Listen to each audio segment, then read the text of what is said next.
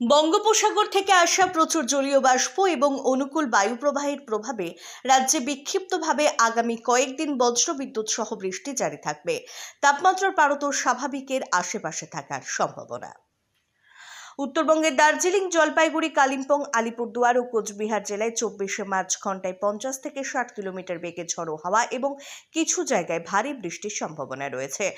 25 ও 26শে March বজ্রপাত সহ বিক্ষিপ্ত বৃষ্টিপাত অব্যাহত থাকতে পারে এবং 27শে মার্চ আবারও ঝড়ো হাওয়া ও বজ্রবিদ্যুৎ সহ বৃষ্টির সম্ভাবনা জারি।